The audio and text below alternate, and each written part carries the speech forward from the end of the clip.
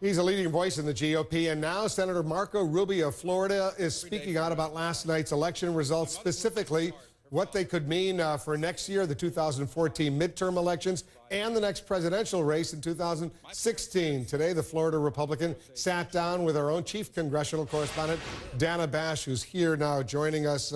So what is he saying about last night's elections, the significance? Well, very interesting. He was one of the few Republicans who went into Virginia and campaigned for the Republican candidate, Ken Cucinelli, unsuccessfully, of course. And his big argument there was about Obamacare. It didn't work. So I asked him about that race and specifically about whether or not Ken Cucinelli's defeat and what that means for Rubio and the Tea Party, the Republican Party.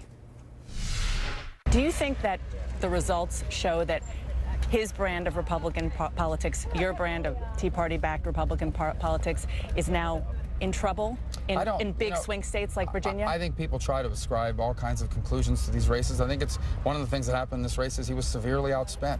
In most races I've ever seen, if a candidate is outspent by that much, they're going to struggle to win.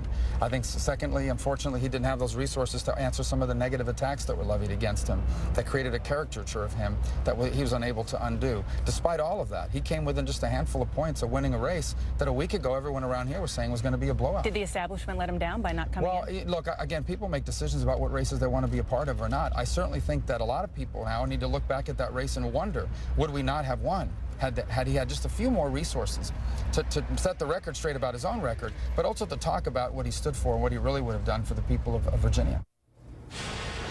So there's a lot of second guessing today because the race was a little bit closer than the polls had suggested going in, second guessing about whether or not Republicans nationally shouldn't have effectively given up on Ken Cucinelli, which they did. I should tell you that the reason why we were in front of the Supreme Court is because Senator Rubio went to arguments this morning for a case that the Supreme Court heard dealing with religious freedom in legislatures. He was a lead senator on a brief in favor of giving religious freedom to legislatures all across the country, and including, of course, the one that he serves in, the United States Congress, the Senate. The chaplain made a lot of news during the shutdown with his sermons, so that's why he was there. His outspoken remarks, I think we can say he got a lot of publicity as a result of that. Marco Rubio, himself a lawyer with a legal background, so he understands these issues.